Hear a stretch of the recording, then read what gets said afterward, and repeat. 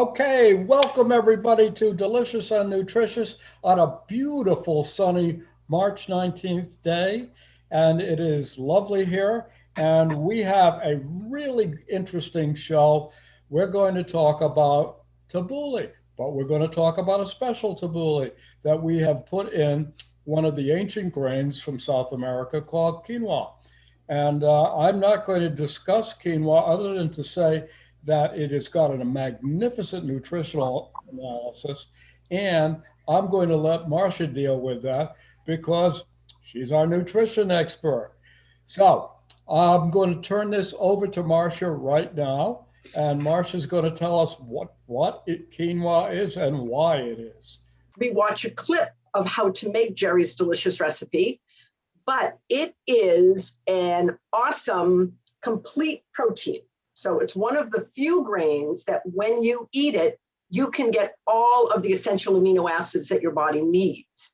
And essential amino acids can't be made from other things. So it's important that we eat them. So I'm going to turn it back over to Jerry or to Tom to show the video, and then we'll talk more about the benefits of quinoa and other whole grains, the important health benefits. Hello everyone, this is Chef Jerry at PACTV. Welcome to Delicious and Nutritious, and we are going to make today tabbouleh. Now, so what's tabbouleh? Tabbouleh is a Middle Eastern dish. It's a salad made with bulgur wheat and a number of other things, and I'm going to show you some of the things that are in a traditional tabbouleh. But I have decided, along with talking to our nutritionist, Marcia, that we're going to try to make it a little healthier. And that's not a negative thing. So what are we putting in there? We are putting in quinoa. Now, quinoa is a grain that comes from South America, and it has all the essential amino acids that are used for making protein and in our bodies. All the essential amino acids, which are the ones that we have to put into our body because our body can't make them. So, and the question is, so why try using quinoa? Because it tastes good, it's nutritious. That's why we're doing this. So, what do we have in our tabbouleh? First off, we have our quinoa. We've got some mint, and this is fresh mint, it's delicious. Little chopped parsley, tomato diced, look at the sizes, cucumber diced, scallion diced, kosher salt, a little bit, and we have here my favorite thing, which is my pepper grinder. So that's going to be in there. And finally, to finish the whole thing off, is we are going to put in some lemon juice and some really nice, not overly expensive, extra virgin olive oil, and that adds a huge amount of flavor to this. Okay, now that's what's going into this, except for one thing that I didn't mention. We have the quinoa. What do we do with these hard little seeds that taste like, as my wife says, they taste like sand? Well, we have to boil them in something. So our recipe is telling us we use 1 cup of quinoa to 2 cups of water or 2 cups of some other liquid. It could be vegetable broth. I happen to like low sodium chicken stock. And so what I have done is, instead of using water, because the recipe has called for some salt, I've lowered the salt a little bit because I'm getting a little bit of salt from the chicken stock. Okay, so what do we do here? We take and we put our low sodium chicken stock into a pan, and we bring the temperature up, we get a nice little boil. We then take our quinoa and we put it in there. And we're going to cook the quinoa for approximately 15 minutes. And it's going to be cooked covered, and that's all in the recipe.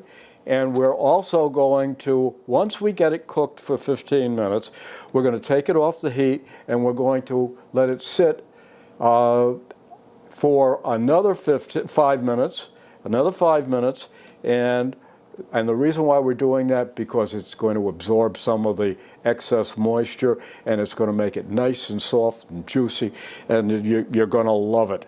And it is delicious, and it's nutritious, and it is something that we do hope that you would like to try. And we're going to finish up all of this by taking these various components here, putting them in a bowl, and we're going to finish it by adding in lemon juice and olive oil and the cumin, and then we are going to take it and mix it up, and we're going to get something that looks like this. Now, the question is when do we serve this? The quinoa is warm. Do you want warm quinoa? Well, I don't particularly want warm tabbouleh. So what I really like to do is I like to make my mixture and put it in with a little bit of plastic wrap on the top of it in the refrigerator and let it sit for about an hour. And then I like it when it's a slightly chilled, and it is delicious that way. So now we are going to plate it, and look at that. Look at how it kind of stands up. Okay, the question is, so what do we serve with quinoa? That's a very good question, and I'll tell you what I would like to serve with quinoa. I think maybe a grilled chicken breast would be nice with quinoa. I think a piece of grilled fish of some kind, haddock, cod, salmon, steelhead, anything like that. But I will also say is if you take a piece of steak and you slice it across the grain, very thin, and then you kind of move it along the plate like this, it's going to look really attractive, and the bottom line to this, it's going to taste magnificent. Remember, I always say, we eat with our eyes, our nose, and our mouth, and what we want to do is we want something that's attractive, that's going to say, boy, do I want to eat that. Oh, boy, does that smell good. Oh, boy, does that taste good. Give me the recipe. And you can do that with this, and it is a wonderful dish, and I'm really happy to, we will definitely give you the recipe, and we'll send it off. Now I'm going to send you out to our nutritionist, Marcia, and Marcia's going to talk to you about where the quinoa comes from, where it is produced, and its nutritional value. And this is a wonderful meal. This is something that is phenomenal at a picnic. You take this and you have it, but keep it chilled, because it's so much better when it's chilled. This is not something that you really, there's nothing wrong with serving it at room temperature, but you're going to get a lot more flavor and a lot more depth to this by taking it and having it chilled. So, thank you for coming to Delicious and Nutritious, and take it away, Marcia. To eat a diet that is rich in whole grains, including those ancient grains, including quinoa that Jerry just mentioned and the recipe that we just saw demonstrated. So I want to start right off the bat with encouraging you to eat more whole grains and the reasons why. People that eat more whole grains have a 17% lower risk of colorectal cancer. 19 to 22% of people eating whole grains lower their risk of heart disease. Fiber from whole grains can bind with the cholesterol during digestion and carry it out of the body.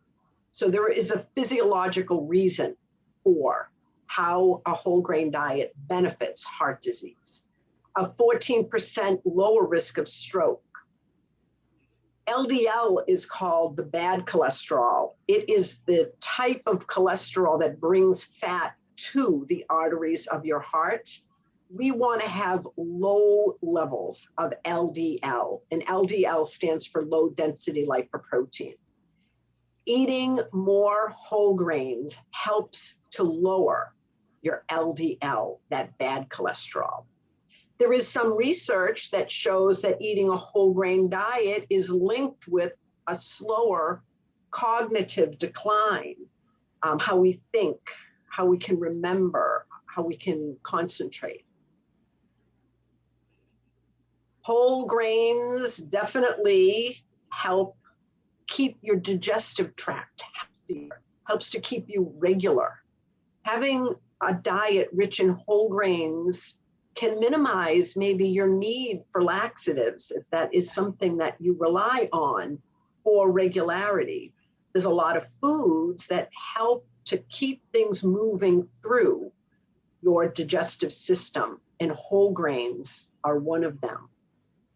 Whole grains can also lower your risk of type 2 diabetes, and if you have diabetes, eating a diet rich in whole grains can also help manage your blood sugar levels, because those whole grains slow down the speed at which the glucose in a food enters your bloodstream. Whole grains improve your metabolism. The fiber that's in whole grains does not get absorbed, so it is not a calorie item. Whole grains can help keep your BMI, your body mass index, lower, and also can help reduce obesity. So lots of good reasons right off the bat to start thinking about having more whole grains. So what is a whole grain? All grains start out as a whole grain. When they're growing in the ground, they are all whole grains. But then we refine some of them. So parts of them are removed, and I'm going to show you a picture in a moment.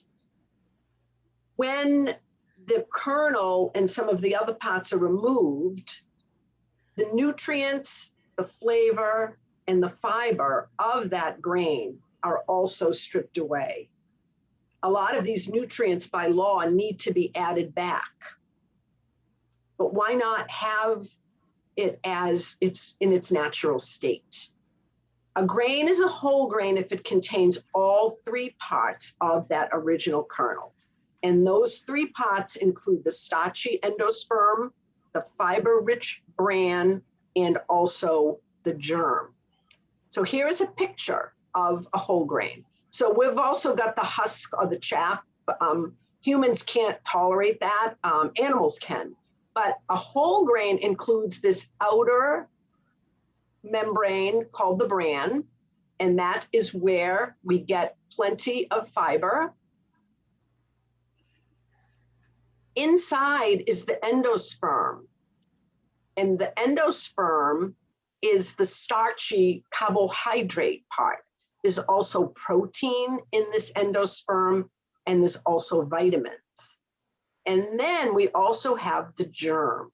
And this germ is packed with nutrients, with B vitamins, vitamin E, which is a powerful antioxidant, phytochemicals, which are new on our horizon and their benefits to health, and also some healthy fats. So this is what a whole grain looks like. But when we refine a grain into white flour, that soft, powdery type flour, this bran and the germ are removed. So all we really end up with is the starchy part. So whole grains are really healthy for us. So how much do you need per day, and how can you get them? Ideally, half of the grains that you eat will come from a whole grain source. For most of us, this will equal about 3 servings per day. You could have oatmeal for breakfast, or maybe even an overnight oats or an oatmeal bar. That would be a way to get a whole grain. You could choose a bran flake or a shredded wheat. If you enjoy rice, you could choose a brown rice instead of a white rice. Or if you're still kind of getting used to it, maybe mix a little bit of both of them together. You can do the same with pasta. You can do a whole grain pasta, but there's nothing to say if you're not crazy about the flavor just yet or the texture, why not do a mix of some whole grain pasta and some of the pasta that you're used to? You could add whole grains to your soup, add bulgur, barley. You could add some quinoa to a soup to boost up the fiber and whole grain aspect of it. Choose a whole grain bread instead of white. If you like to have crackers with peanut butter or cheese or hummus or guacamole, try some whole grain snacks. Triscuits are a whole grain. You can get whole grain Ritz crackers. There's a whole bunch that are available to you. And you can also eat Jerry's amazing quinoa tabbouleh.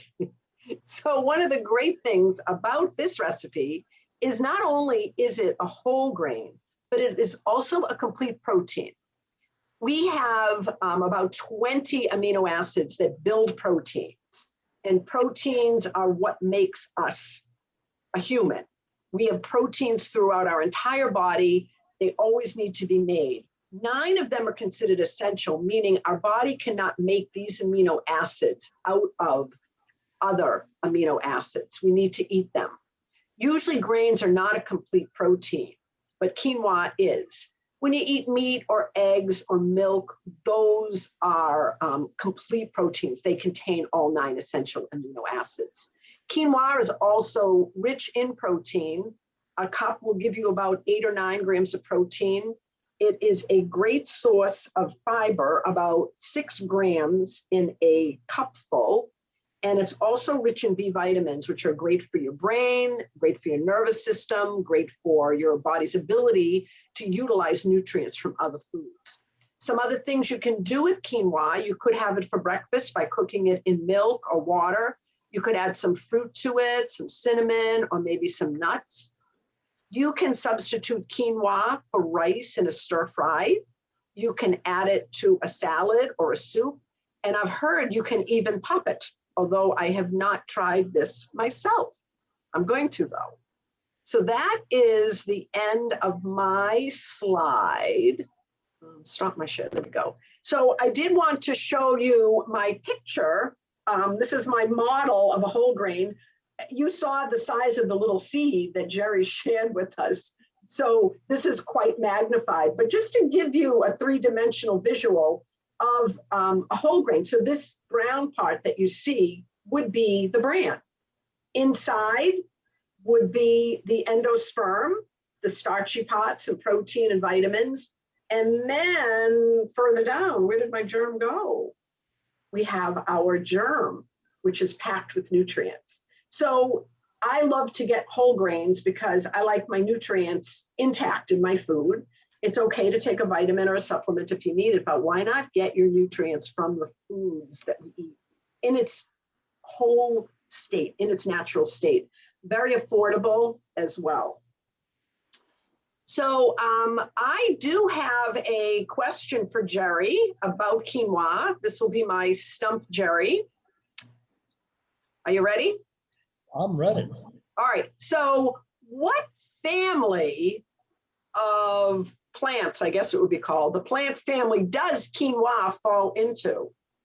Well, it's a naturally occurring grain, similar to things such as wheat, bulgur, and so forth. So that's a general question. If you want the Latin names and the scientific names, I'm sorry I didn't that. But I will tell you this, and your comment is the most salient thing that we've talked about, which is the essential amino acids. And you are absolutely right. If you want something that is really unbelievably nutritious, that is what we should be eating. But Marcia, I do have a question for you, and it's actually to ask for a clarification. The question is you've mentioned serving sizes, but this, every time that I read a recipe, it says this is so many serving sizes. So what's a serving size? Mhm. So please Yeah, educate me. I know. Serving sizes are those interesting things, and we're all allowed a different amount of servings for each food group based on our own calorie needs. I would say a serving of quinoa would be a cup. You have it mixed in with the tabbouleh, but I would say a serving size is 1 cup for that. Typically, our grains, a serving is 1 slice of bread, 3/4 of a cup of dry cereal, a 1/2 cup of hot cereal, 1/2 cup of pasta. A 1/2 cup is only going to be about the size of like a 1/2 of a tennis ball. So I think most of us could probably handle a 1 cup serving. And I'd rather see people eat more of the healthy foods, have more grains, more fruits, more vegetables on your plate. Reduce the serving size of your animal proteins. Have more fruits, more vegetables, more whole grains. So when you look at your plate, that's what I would suggest. So when you look at a serving size, that's how you're calculating the calories. So you need to look at what is the serving size for this food and what am I eating? And then you have to calculate from there. Did I answer your question? You answered my question. Thank you. All right. Do I get another question? You can have as many questions as you want. Okay, I got a quickie. And the quickie is that you note the difference between brown rice and white rice. And from a nutritional point of view, would you just explain the nutritional difference between the two and why we should try to encourage more brown rice in our diets? Yep. It's going to come right back to our kernel with white rice, or polished rice is as it's called, I believe. This bran pot has been removed. So when you have the white rice, you don't have the fiber aspects of it. And interestingly enough, B vitamins, the first B vitamin, thiamine, was identified as a result of people suffering from a condition called beriberi, which resulted in almost a paralysis because the B vitamins are so important for your nervous system. And it was a scientist or a surgeon, I can't remember exactly which, they also noticed that the chickens in this camp were also experiencing the same paralysis. And he did some deduction and he realized all of this had started to happen when they started using more of the polished rice. So he did an experiment and he started giving the hens and the chickens the brown rice, which was what they originally served. And they got better miraculously. Initially, they thought people were experiencing an infectious disease. And when in fact it was a B vitamin deficiency, but they didn't even name, I don't think, the vitamin for a number of years later. So, and this is, I think, 1930s, don't quote me. I know we're being recorded, so I'm, the fact finders, I hope I'm not completely off, but I'm close. I think I'm pretty close. When a lot of this started to happen, there was the National Food Enrichment Act that was implemented that all polished or refined grains needed to have these vitamins and minerals that were stripped away, added back in to prevent these deficiencies. So big public health move early on. Okay, so it looks like Tom is waving 2 fingers already. Questions from our group? We need to make sure we get your questions. So I wonder if people can put their hand up if you go down to reactions, because we can't see everybody. If you go to your toolbar and you see reactions, you can raise your hand. All right, so I see Norma has her hand up. So Norma, take it away. Yes, hi, thanks. Well, I have a question about making the tabbouleh. One is, it was cumin he put in it, and I was wondering if you could use something else instead. And the other thing was, like, for parsley, I've never used fresh. I use the freeze dried. Is that good enough to use? Without a doubt, anytime you change a recipe, you're going to get some variation. Okay. Can one of my favorite things is substituting things, trying different things, seeing if I can make it better. Sometimes I'm successful, sometimes I blow it.